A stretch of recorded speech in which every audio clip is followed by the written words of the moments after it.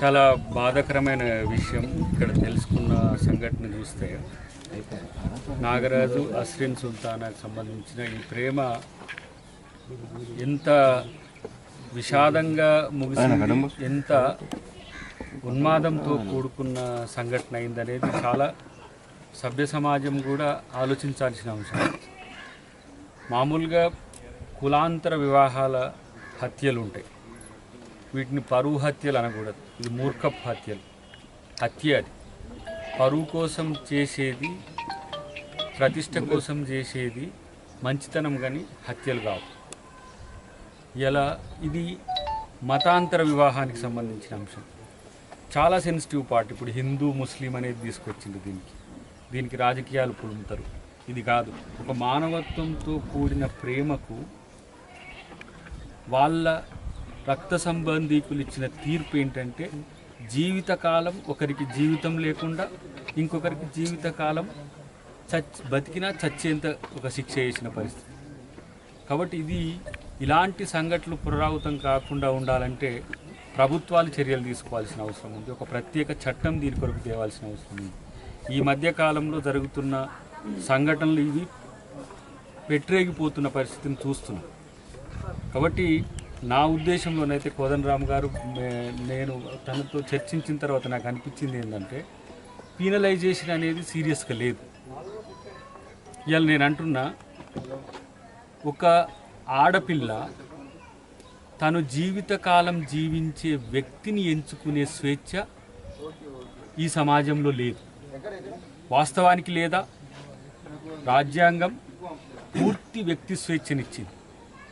తను ఎవరితో మెజారిటీ తీరిన తర్వాత ఎవరితో బతకొచ్చో, ఎవరితో పెళ్లి చేసుకోవచ్చో, ఎవరితో ఉండొచ్చో కూడా స్పష్టం చేసినప్పటికీ కూడా చట్టాలు వేరున్నాయి, రాజ్యాంగం వేరున్నది. ఇలా మనువులు బతుకుతున్నారు, మనుస్మృతి ఈరోజు అమలవుతున్నది. కులం పోయింది, ఇప్పుడు మతం కూడా వచ్చింది.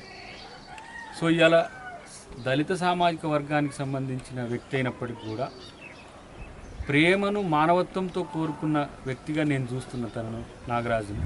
అలాంటి వ్యక్తిని చంపిన వ్యక్తులకు కఠినంగా శిక్షలు పడాలి. ఈ రాష్ట్ర ప్రభుత్వం ఉదాసీనంగా ఉంటున్నట్టుగా మంతని మధుకర్ నుంచి మొదలు పెడితే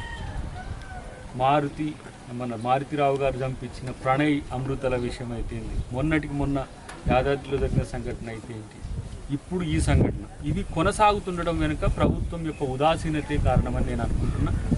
దిశ సంఘటనలో అది జస్టిస్ అనుకోని నేను. అలాంటి సంఘటనలు పునరావృతం కాకుండా తీసుకోవాల్సిన అంశాల మీద కూడా ఆలోచించాల్సిన అవసరం ఉంది. ప్రభుత్వం కఠిన చర్యలు తీసుకునేంత వరకు కూడా మేము వెనకడిగాం, తనతో పోరాటం చేస్తాం. ఇది ఒక హిందూ ముస్లిం ఐక్యతకు విఘాతం కలగకుండా, ఒక మహిళా చైతన్యానికి ఒక ప్రతీకగా ఉండే విధంగా, భవిష్యత్ తరాల్లో ప్రేమించే విధంగా ఒక ఉద్యమం చేసే ప్రయత్నం చేస్తాం. నేను ఈరోజు ప్రేమికులకు కూడా కులాలు ఏవైనా మతాలు ఏవైనా మీకు ఒక అప్పీల్ నేను చేస్తున్నాను.